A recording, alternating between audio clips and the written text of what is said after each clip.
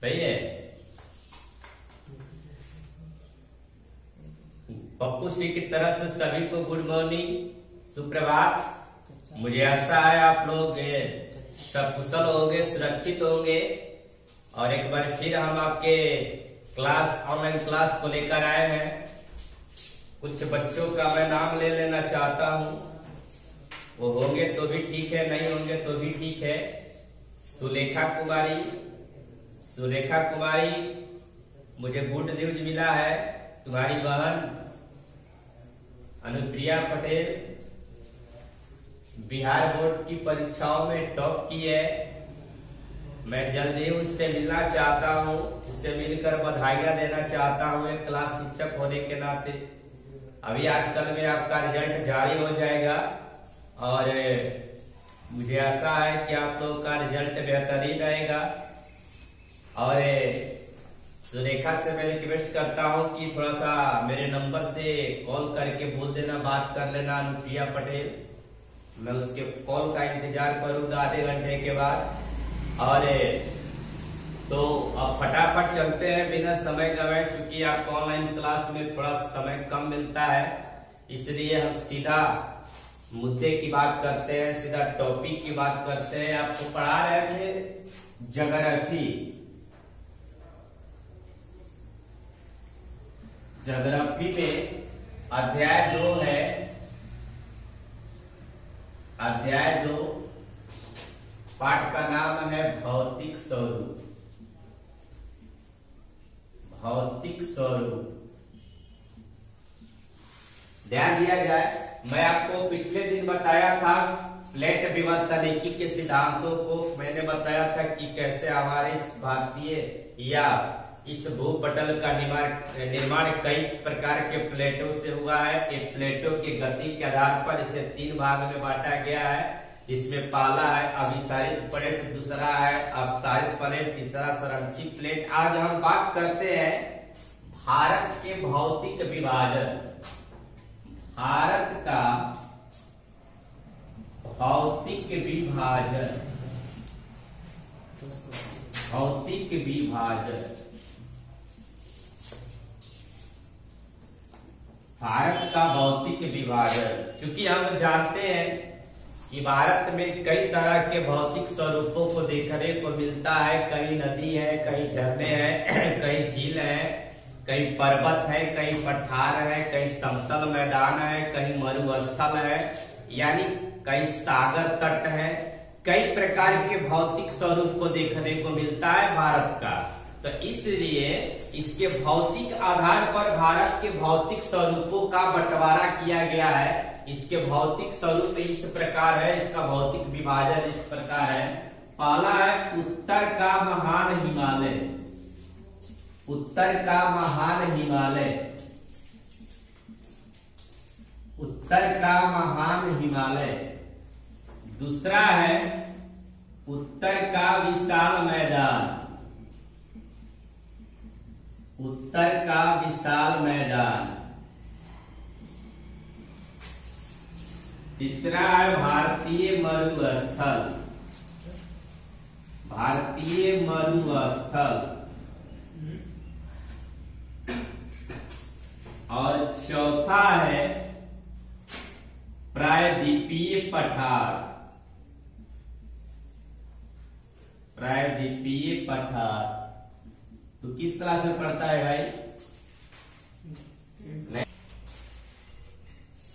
द्वीप समूह,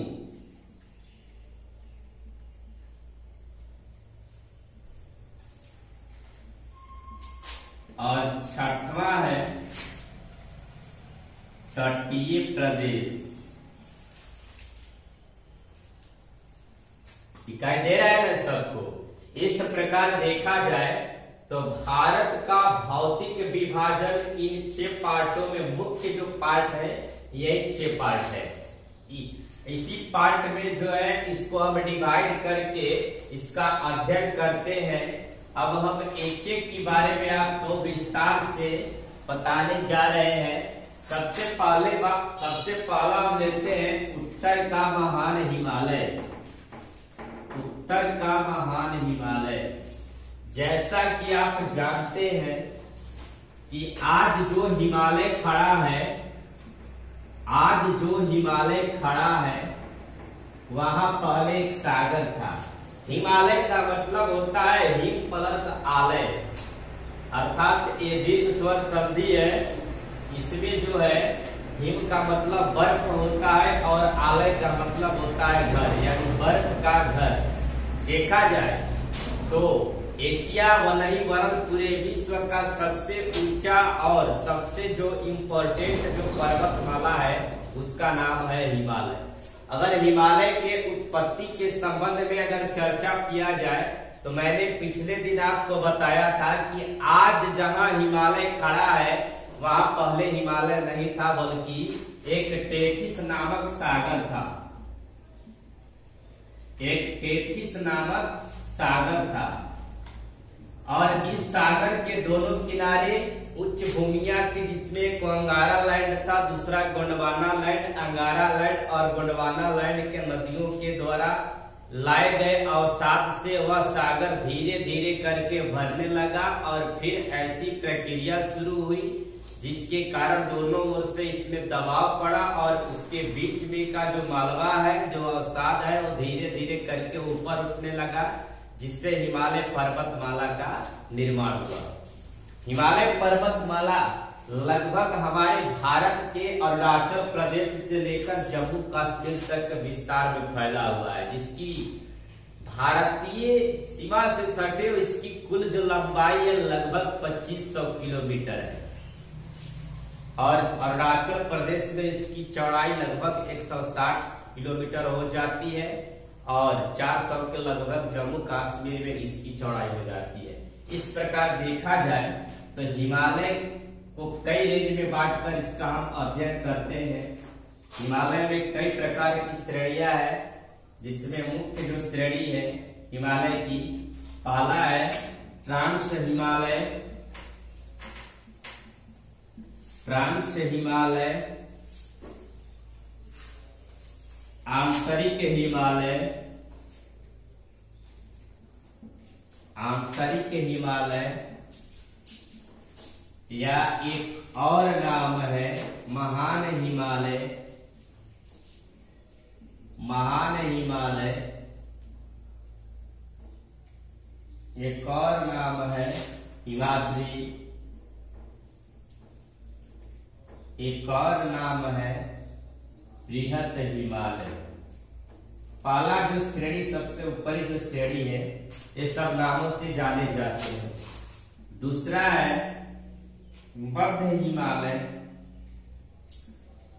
मध्य हिमालय, या इसको एक और नाम दिया जाता है लघु हिमालय। और तीसरा जो है इसका नाम है शिवालिक। इस प्रकार हिमालय के सभी जो है पर्वतमाला को हम 3 रेंज में बांट कर पढ़ते हैं। और देखा जाए तो हिमालय का जो सबसे ऊपरी जो चोटी है उसका नाम है ट्रांस हिमालय या आंतरिक हिमालय, जहां से कई प्रकार की नदियां उद्गम हुई है।